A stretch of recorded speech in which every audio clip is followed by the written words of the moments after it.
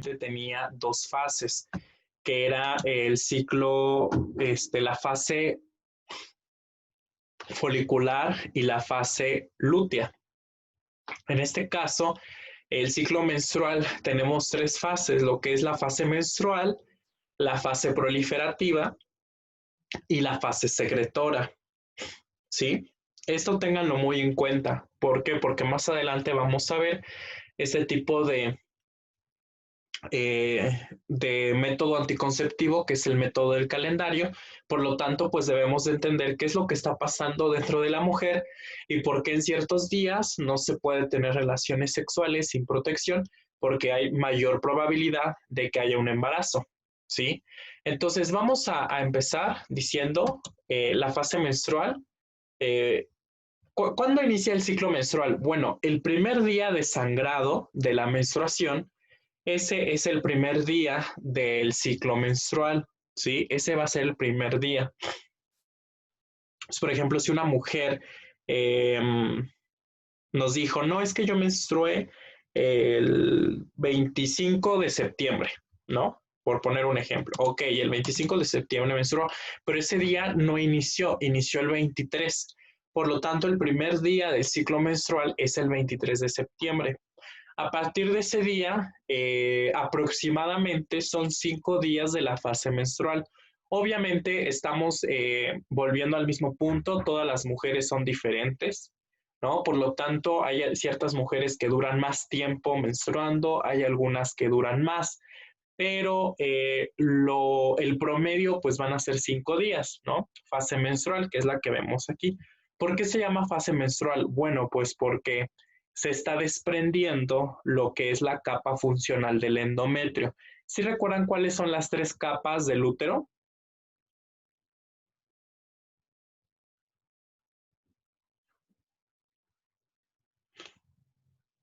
¿Cuáles son las tres capas?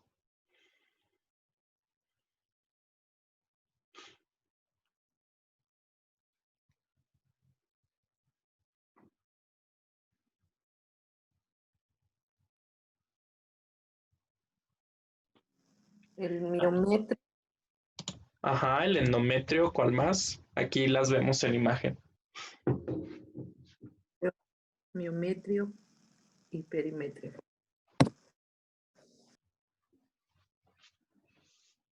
Ajá, fíjense, aquí está la imagen, endometrio, el miometrio y hasta aquí abajito está el perimetrio.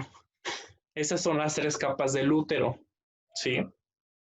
Cada 28 días se está regenerando esta capa, que es la capa más interna del útero, que es el endometrio, ¿sí? Eh, Cuando no hay un embarazo, el endometrio se desprende, pero es que a su vez el endometrio tiene dos capas, la capa funcional y la capa basal. ¿Sí? La capa funcional, como su nombre lo dice, es la que le da la función, es el lugar a donde va a llegar lo que es el ovocito ya fecundado, ¿no? Y ahí se va a implantar.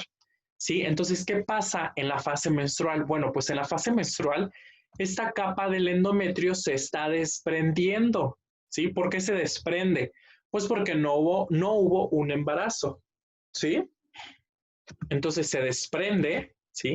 Y pues lo que va a ocurrir es esto, ¿no? Vemos cómo aquí está el tejido y vean, hay un sangrado. Entonces, de una vez les digo, por si tenían la idea de que cuando hay menstruación es del ovocito que no fue fecundado, eso es falso, ¿sí? O sea, el sangrado se da porque se está desprendiendo una capa del útero, ¿sí? Y eso es lo que va a estar promoviendo la menstruación, ¿sí? Entonces, fíjense, ahora, del día 5 al día 14, ¿sí?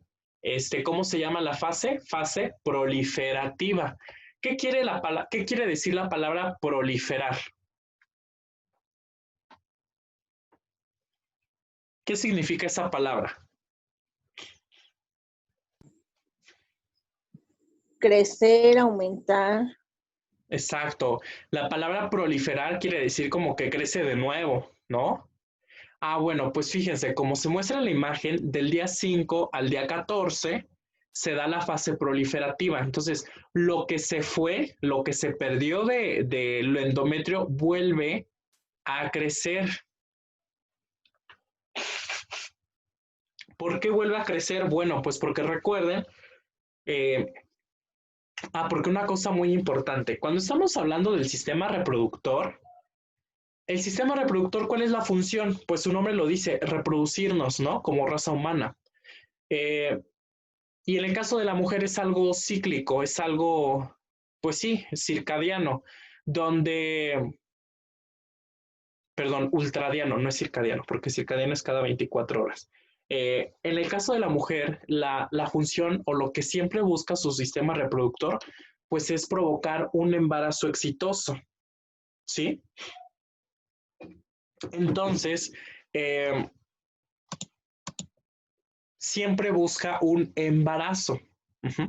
Entonces, cada 28 días se está preparando su cuerpo para poder recibir a un ovocito fecundado. Entonces, fíjense, lo que se perdió en la fase menstrual, porque ese tejido ya no nos sirvió, ya que no hubo un embarazo, del día 5 al día 14 se va a dar la fase proliferativa, donde, como su nombre lo dice, va a haber un aumento del tejido, ¿sí? Vuelve a crecer lo que se perdió. Y por último, del día 14 al día 28 es la fase secretora. ¿Por qué se llama fase secretora? Pues porque va a empezar a secretar varias sustancias glandulares, en el caso del endometrio, para que pueda haber sustancias que le provean un buen ambiente a lo que es el endometrio y de esta forma se puede dar una exitosa implantación. ¿Sí? Entonces, en esto va a consistir el ciclo menstrual. Entonces, no es lo mismo ciclo menstrual y ciclo ovárico, ¿ok? Entonces, fíjense, por ejemplo, aquí, de hecho, esta imagen es una imagen única porque todo está conectado, ¿sí? Porque si recuerdan, ¿qué pasaba en el día 14 del ciclo ovárico? ¿Qué pasaba en ese día? De hecho, ya hasta les puse la imagen para que recuerden. El ovocito más duro y el cuerpo lúteo, si no es ocupado, pues es cuando como que se reabsorbe algo así. Exacto, bien, gracias. De hecho, también Mariana nos escribió que el óvulo, recuerden, es ovocito, ¿sí? Les dije que óvulos es en animales o cuando o son la forma de presentación de los fármacos vaginales. Entonces, ovocito, ya nos corrigió muy bien, gracias. Sí, entonces es cuando el ovocito es liberado. Entonces, este es en el día 14. Entonces, fíjense, todo esto pasa al mismo tiempo, por eso es que aquí dice una línea. Entonces, en el día 14 que está saliendo el ovocito, ¿qué también está pasando aquí? Pues el endometrio está siendo preparado para que haya una buena implantación, ¿sí? Por eso es que alguien sabe cómo funciona ese método anticonceptivo del calendario. ¿En qué consiste?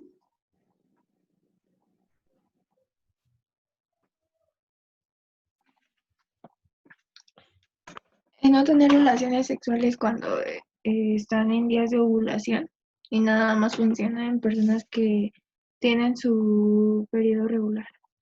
Exacto, solamente funciona en mujeres regulares y consiste en que no se pueden tener relaciones sexuales por lo menos 3 días antes, o bueno, alguna bibliografía lo marca como 2 días antes o 2 días después de la ovulación, ¿no? Entonces, por ejemplo, ¿hoy qué día es? 3 de octubre, ¿sí? Hoy, 3 de octubre, la paciente empieza a menstruar, ¿sí? Entonces, ¿cuál sería su día 14? El 17, ¿no? El 17, ¿no? Porque 3 más 14 es 17, que el 17 es sábado también. Por lo tanto, la paciente no puede, o para prevenir un embarazo, no puede tener relaciones el 14, el 15 y el 16, con mucha más razón el 17, y aparte el 18, el 19 y el 20 de octubre. Ajá, o sea, 3 días antes de la ovulación y 3 días después de la ovulación. ¿Por qué? Porque a veces se puede adelantar, ¿no? El ovocito, o a veces se puede atrasar. Obviamente, pues no puede tener relaciones sin protección, o sea, las puede tener con protección, obviamente, aunque aumenta el riesgo, ¿no? Entonces, Muy importante esta parte y más que nada que entiendan la fisiología, porque a veces ustedes como mujeres tampoco conocen del todo cómo funciona su cuerpo, ¿sí?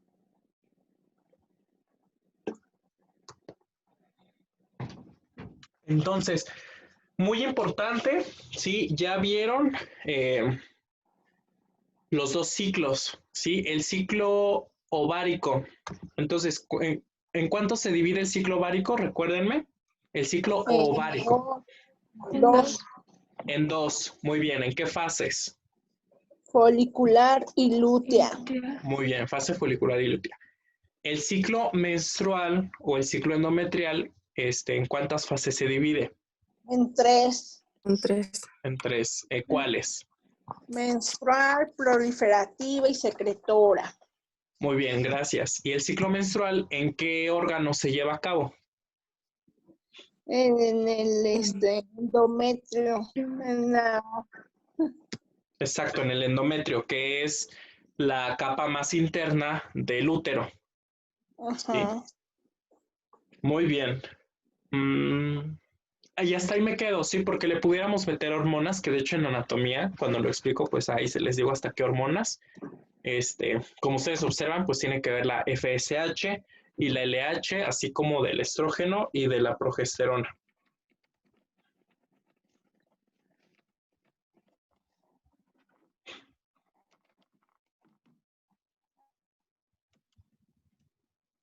¿Dudas, preguntas?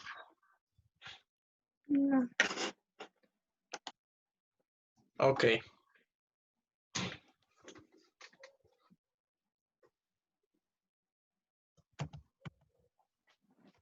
Bueno, entonces esa es la fisiología de la mujer, ¿sí?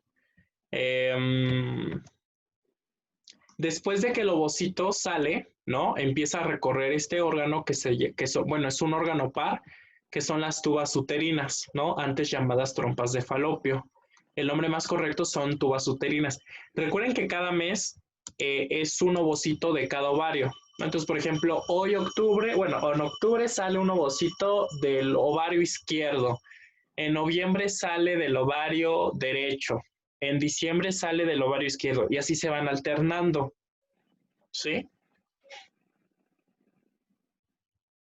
Entonces, luego, ¿qué vamos a tener? Bueno, pues las tubas uterinas, ¿sí? Las tubas uterinas, pues son estas, son órganos huecos y aquí tenemos principalmente a las porciones de la tuba uterina. Entonces, fíjense, aquí tenemos al infundíbulo, que el infundíbulo va a tener estas franjas, o también se les llama fimbrias, que son como manitas, ¿no? Son manitas que van a atrapar al ovocito para que este ovocito pueda ser transportado por las tubas uterinas, ¿sí?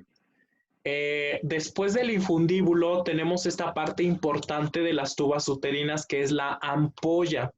Esto es muy importante, ¿por qué? Porque para que pueda haber un embarazo exitoso, la fecundación debe de ser llevada a cabo en la ampolla, ¿sí? Eso no se les olvide. En la ampolla es donde se debe de llevar a cabo la fecundación. ¿Por qué? Porque si la fecundación se lleva aquí a cabo a nivel más proximal del ovario, es cuando ocurren los embarazos fuera del útero. Ajá. ¿Cómo se llaman estos embarazos? Ectópico.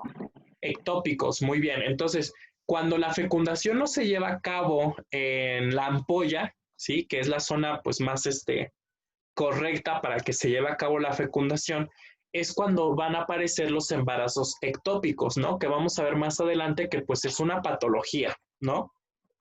Que puede condicionar a la paciente que pues esté presentando ruptura de tubas, por ejemplo, si el embarazo se da a nivel de las tubas uterinas, ¿sí?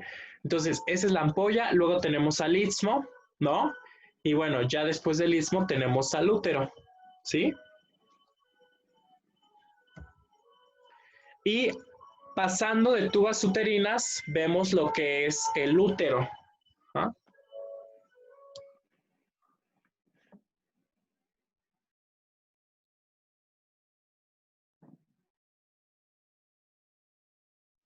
Muy bien, entonces del útero, ajá, tenemos estas porciones, ¿no?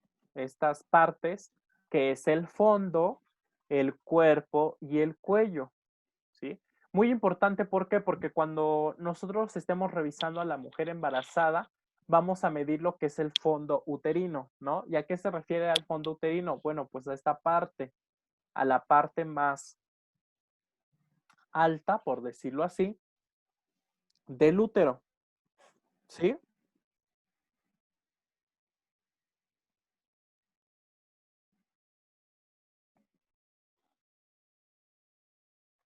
Y bueno, tenemos el fondo, el cuerpo y el cuello. Que recuerden que el cuello tiene un nombre propio, ¿no? ¿Cómo se llama el cuello del útero? Cervix. Cervix, exacto. Entonces así se llama el cervix, que es la parte más bajita del útero, ¿no? Y recordar que aquí tenemos a las 3 capas, ¿no? Recuerden, endometrio, miometrio y perimetrio, ¿no? Recuerden que el endometrio es la parte que va a desprenderse del útero en el caso del ciclo menstrual, ¿sí?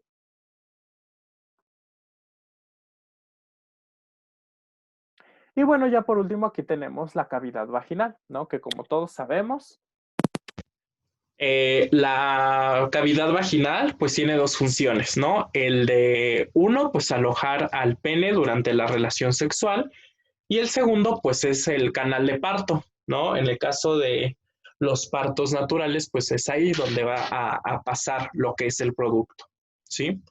Entonces, son las generalidades que quiero que tengan muy en claro respecto al sistema reproductor femenino, la fisiología, muy importante, que recuerden muy bien que tiene dos ciclos, el ciclo ovárico y el ciclo menstrual, ¿sí? No se les olvide, porque de ahí pues se va a dar como toda la explicación del método anticonceptivo, en este caso del calendario, ¿no? Y en este caso, hablando acerca del fondo, del cuerpo y del cuello, ¿sí? Y bueno, ya por último vamos a ver a los órganos del sistema, órganos externos, ¿sí? Que recuerden que los órganos externos de la mujer se encuentran en una zona del cuerpo que se le llama perine. Así como tenemos una zona del cuerpo que es el tórax, ¿no? Que es el pecho, el abdomen. Bueno, esa zona donde se encuentran los genitales, tanto en hombre como en mujer, se le llama perine, que es este rombo, ¿sí? Este rombo es el perine. También ténganlo muy en claro, porque en obstetricia se utiliza mucho este término, ajá, el perine. Por ejemplo, puede haber algún desgarro del periné o, por ejemplo, cuando se hace la episiotomía y ya cuando se repara con una episiorrafia.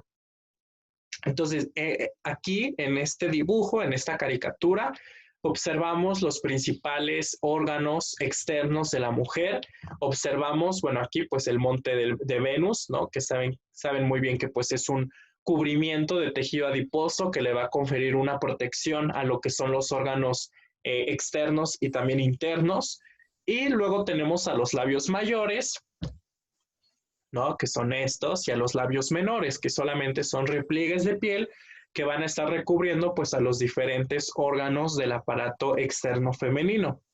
Y algo que deben tener muy, muy en cuenta es siempre el orden que va a llevar los órganos externos, ¿sí? Si empezamos de arriba hacia abajo, quiero que recuerden muy bien que lo primerito que se encuentra hasta arriba es, es el clítoris, ¿sí? No se les olvide, el clítoris, que en este caso, bueno, solamente es el glande del clítoris, es esta bolita. Ajá. Ahí es donde se encuentra el clítoris. Abajito del clítoris se va a encontrar pues el meato urinario, ¿no? El orificio uretral, que como ustedes saben, pues es el orificio por donde va a desembocar, va a salir lo que es la orina.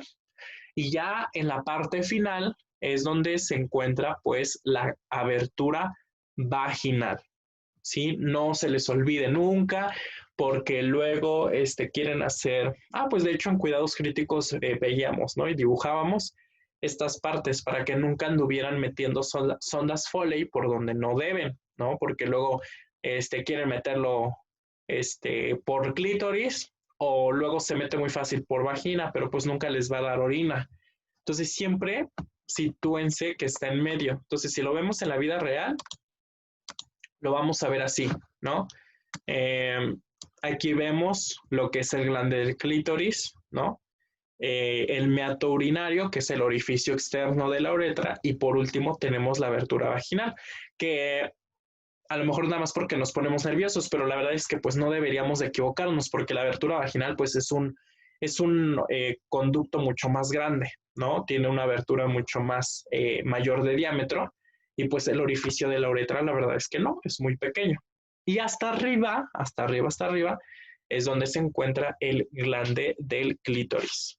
Sí, que como todos sabemos, el clítoris es el homólogo al pene en la mujer porque va a conferirle pues cierto placer durante la actividad sexual. ¿Sí? Entonces, esos son los principales órganos externos femeninos. ¿Sí? Aquí vemos la estructura de el clítoris. ¿Sí? Fíjense que lo único que se alcanza a ver es esta bolita, pero el clítoris es todo esto, está enterrado en el perine. También tiene cuerpos cavernosos, como el pene.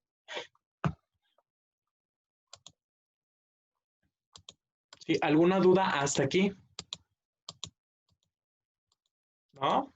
Bueno, entonces ya saben los dos ciclos, el ciclo ovárico, el ciclo menstrual, ya saben las capas del útero, las porciones, como repaso, y más que nada los órganos externos. Y ya por último, hablando acerca de las generalidades de la anatomía y fisiología, vamos a hablar un poco acerca de la anatomía y fisiología de la glándula mamaria, ¿sí? De los senos o de las mamas. Las mamas principalmente se dividen o su estructura son dos cosas muy importantes. Una, el tejido adiposo, que es la grasa, ¿no? Los pechos de la mujer se componen de grasa, pero pues principalmente va a tener la función, bueno, no función, el otro componente importante pues es propiamente la glándula mamaria, ¿no? Ustedes saben muy bien, ¿no? ¿Qué produce la glándula mamaria? Obviamente en el embarazo, en el puerperio, Leche. leche, ¿no? Entonces, ¿quién produce la leche? Pues las glándulas mamarias, ¿no? Entonces, no solamente el pecho es de tejido adiposo, ¿sí? Sino que también se compone de esta glándula mamaria. Entonces, fíjense, principalmente van a tener de 15 a 20 lóbulos, o sea, 15 a 20 de estas cositas, donde se va a producir la leche. Posteriormente, cuando se produce la leche, va a empezar a viajar por estos conductos que va a desembocar, bueno, son los conductos galactóforos para converger en el seno galactóforo y por último llegar al conducto galactóforo. Este conducto galactóforo es el que va a desembocar en el pezón, ¿sí? Al desembocar en el pezón, pues va a salir la leche por el pezón, ¿sí? Y pues saben ustedes que pues la parte más prominente externa del seno pues es el pezón y la parte de alrededor se le llama areola, ¿sí? No es aureola con U, porque la aureola es la que tienen los ángeles ahí en sus dibujitos de como su coronita de los ángeles. Eso es aureola. Esta es areola, entonces para que lo pronuncien y lo escriban correctamente, ¿sí? Eso es areola, ¿sí? La producción de leche se va a ver principalmente por dos hormonas. ¿Qué hormonas son las que intervienen en la producción de leche? El estrógeno. ¿Mandé? La El oxitocina. estrógeno. A ver, ¿qué dijo Brenda y luego Araceli? Porque hablan al mismo tiempo y no les entiendo. A ver, Brenda. El estrógeno. No tan directo. A ver, Araceli. Oxitocina. Ajá, ¿y cuál más? Y ya se me olvidó. La folículo estimulante. No, la FSH, que es la foliculoestimulante, y los estrógenos tienen que ver más en útero. Pues miren, no se podían haber equivocado porque hay una hormona que se llama, como tal, algo que tiene que ver con lácteos, se llama prolactina, ¿sí? Araceli ya nos dijo una, que fue la oxitocina y la prolactina. A veces, más adelante vamos a ver lo que es el parto, la inducción y la conducción, y pues vamos a escuchar mucho hablar acerca de la oxitocina, ¿no? Que la oxitocina se da, y bueno, ustedes saben muy bien que la oxitocina es para estimular las contracciones uterinas, pero no es la única función que tiene la oxitocina. En la producción de la leche materna intervienen principalmente dos hormonas. Una, la prolactina. Sí, la prolactina viene de la hipófisis. Recuerden que la hipófisis es un órgano que se encuentra en nuestro cerebro que mide 1 centímetro, pero es súper importante porque va a sintetizar varias hormonas, ¿sí? Que forman parte de nuestro sistema endocrino. Y la prolactina, la función como tal es producir leche, ¿sí? Entonces la prolactina va hacia las glándulas mamarias, llega y le dice a la glándula, oye, produce leche, ¿sí? Eso es lo que va a hacer la prolactina. ¿Qué hace la oxitocina? La oxitocina no solamente es para contracciones, bueno, contracciones uterinas, también aquí ayuda a la contracción. ¿De qué manera? La oxitocina contrae a los conductos, al seno galactóforo y al conducto galactóforo, a que expulse la leche, contrae esos conductos. Es como si los exprimiera, en palabras muy simples, ¿sí? Entonces, son estas dos hormonas muy importantes en la glándula mamaria para que se pueda dar la producción y la secreción de leche, ¿sí? Es la oxitocina y la prolactina, ¿sí? No se les olvide. Saben ustedes muy bien que la producción de leche tiene que ver con el reflejo de succión, ¿no? Si no se le pega al niño a la madre, pues no va a haber producción de leche. ¿Por qué? Porque cuando se le pega al seno materno, al recién nacido, al succionar manda señales al cerebro y le dice al cerebro, y el cerebro dice que va a empezar a secretar estas hormonas que ayudan a la producción de leche.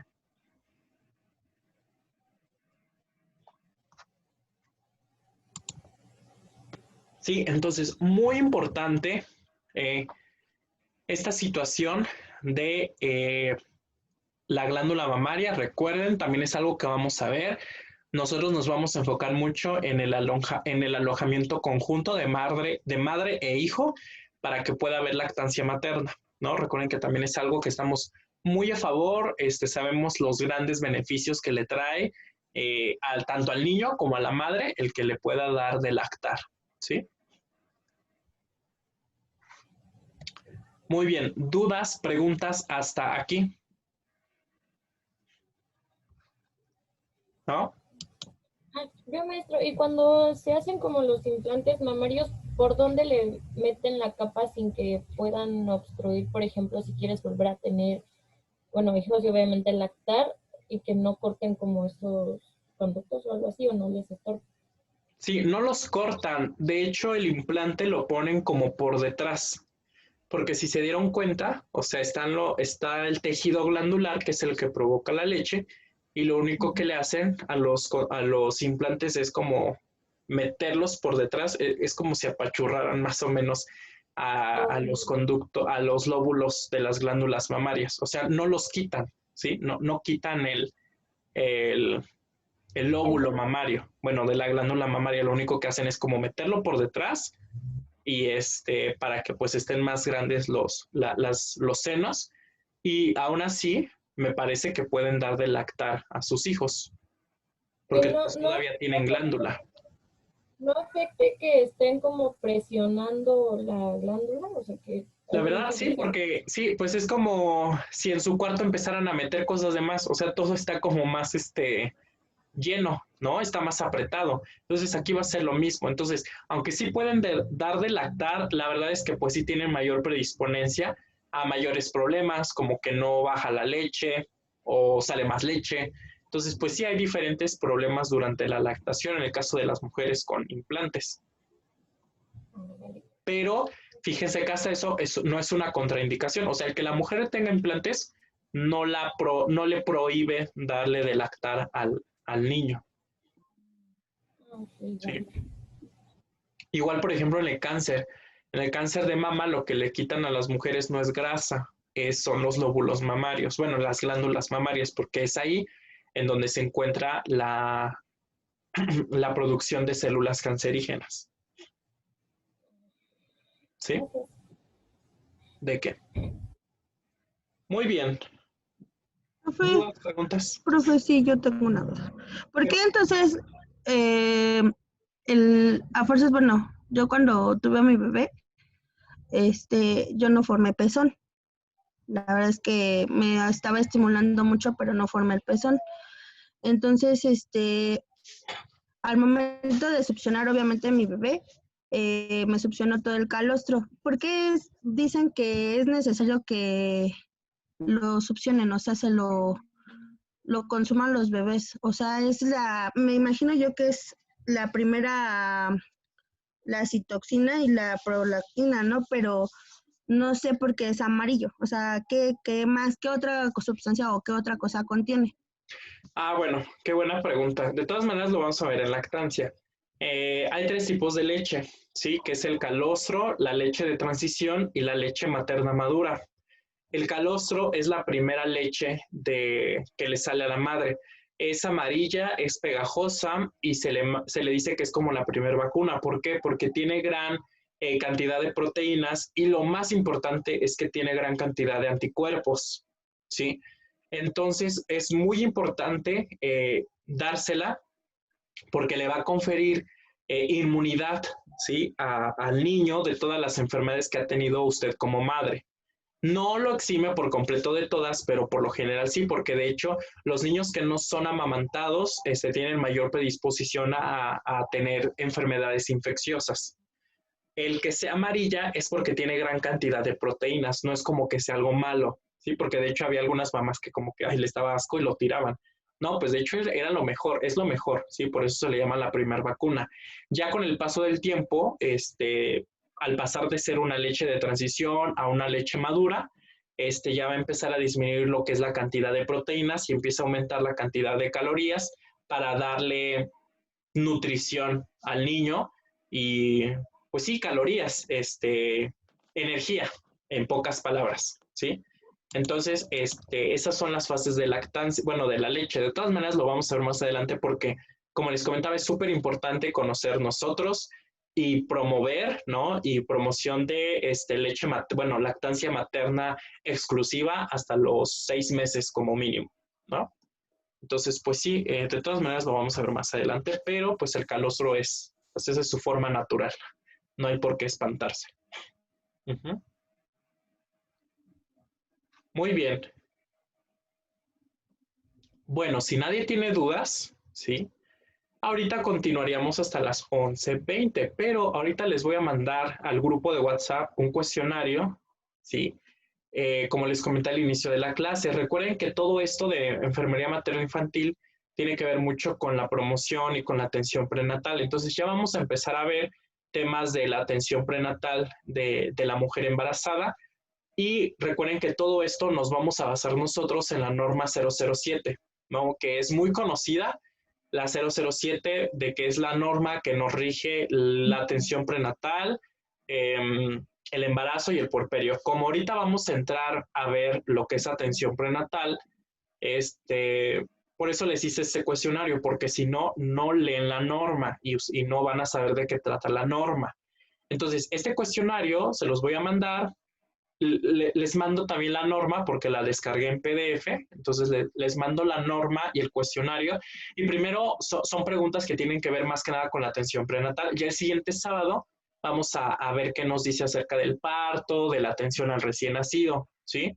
Pero eso es lo que van a hacer ahorita en esos 40 minutos y recuerden que luego descansamos. Entonces, de todas maneras les estoy avisando por WhatsApp, pero es buen tiempo porque son 10 preguntas, pero sí son un poco extensas, donde sí se tienen que extender ustedes porque la norma se extiende. Entonces, lean bien la pregunta y más que nada, pues es la primera parte de la norma 007.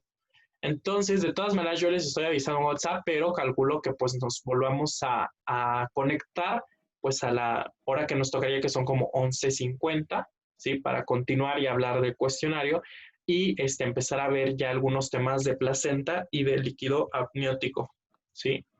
Entonces, ahorita nos desconectamos, pero a ustedes les toca hacer el cuestionario, ¿sí? Entonces, ahorita se los mando por WhatsApp, el cuestionario. Es en Word, bueno, se los mando en Word, bueno, en PDF, ustedes lo pueden hacer en la libreta, escrito, o lo pueden hacer a mano o en computadora, como ustedes vean, pero pues obviamente sin copiar y pegar. Ya lo mandan por Classroom, que ahorita les subo la tarea, ¿sí? Entonces es su actividad de ahorita.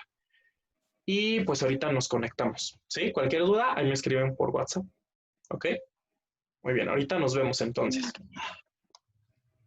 Vale.